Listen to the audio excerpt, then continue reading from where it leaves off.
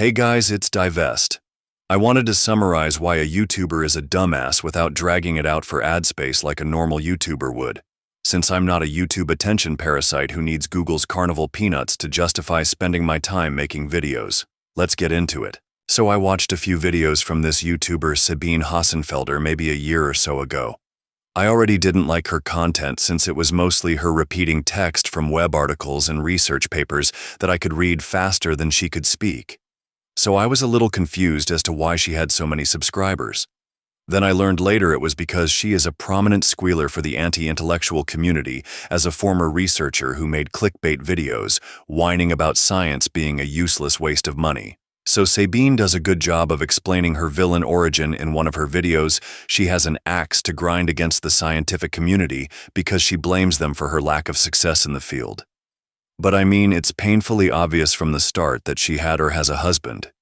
I don't know if she is a widow or divorced, who wasn't supportive as she was expected to be the primary caregiver of their children, while she was also working in a very demanding and advanced field of study. Anyways, the problem with Sabine is that she is only good at one thing, which is physics research. And this is me giving her the benefit of the doubt and assuming that she is good at physics research since I am not deep enough into her branch of study to judge her work. But like a Caucasian female Neil deGrasse Tyson, she has made her identity of impressing laymen by presenting herself as an authority on topics she doesn't understand. And this is how I know she is either acting in bad faith or just a moron who lacks the emotional capacity for objective scientific study. First off, after I mocked her for her lack of emotional intelligence, a bunch of her fanboys came out of the woodwork parroting her line about how she opposes the development of the Future Circular Collider, the planned successor to the Large Hadron Collider, as a waste of taxpayer money. This was unprompted by the way no one mentioned particle accelerators. Anyways, taxpayer money is a thought-terminating cliché because it's not a real thing, which Sabine would know if she studied modern monetary theory. But even if you don't have the 10 minutes you need for an economist to explain this to you, you can just do some basic math and dismiss the cost concerns as bullshit. So the worst-case estimates for the cost of the FCC program put it at 30 billion USD. Against the current European Union's population of 449 million people is a cost burden of $66.82 per person. Now this is actually much less favorable since the European Organization for Nuclear Research contains members outside of the EU. You like the United Kingdom, Switzerland, and Norway, but I didn't feel like doing more math. Anyways, in case you're a literal child, so your own concept of money is your parents buying you a video game that costs $60 for your birthday, don't worry. Your parents will still be able to afford to buy you a gift. Because the FCC is intended to be funded, constructed, and operated over a period of decades, starting in 2028 and ended in 2060, meaning that this will be spread out over a period of 30 or more years. Meaning you would really only be paying $2 a year for 30 years, unless you were one of the hundreds of thousands of employees, contractors, or subcontractors who got work on the project and ended up getting paid over it. So because Sabine failed at math so hard, I'm willing to bet that her opinion of the scientific value of the FCC is also weak.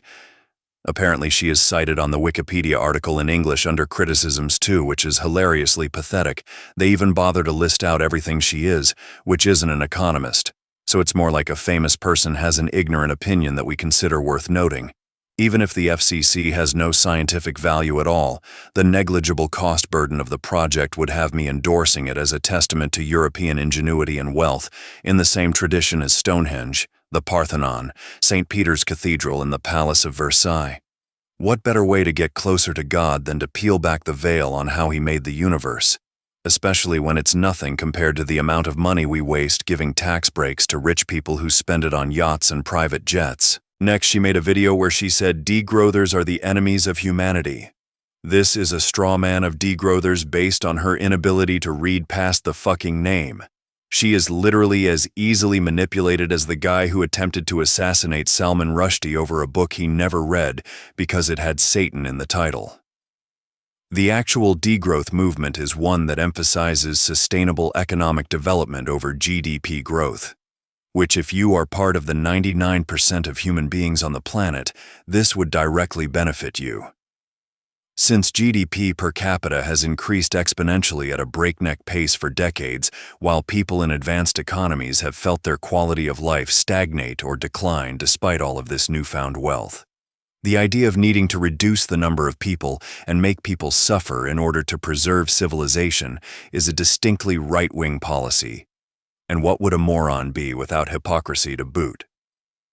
Since as a professional science geek, Sabine is of course a nukehead who supports the fanciful delusion of nuclear supporting a renewable grid, which contradicts her previously established opinions on saving taxpayer money and producing more energy.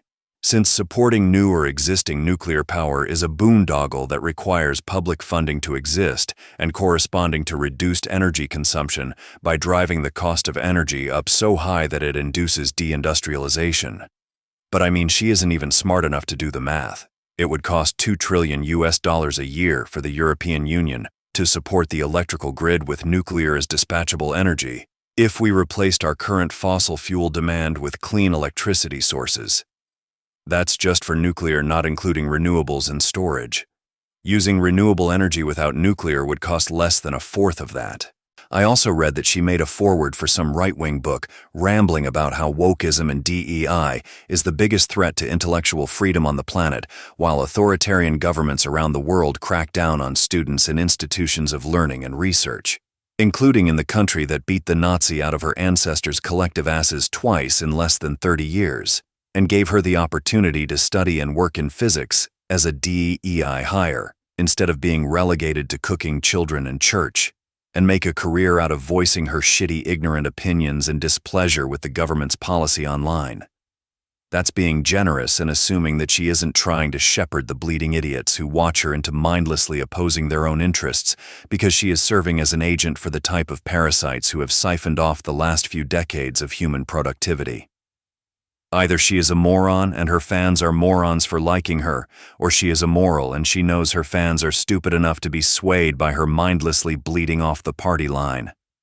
Also, for your alt-right bozos that listen to her, I hope you realize that she is just a repackaged Angela Merkel. Her scientific background and short-sighted economic policies are straight in line with the old chancellor. Even if she did go off the deep end and start ranting about Jews, people of color, and transgenders, it would all be performative to keep her new fan base. Like Kuckold Carlson.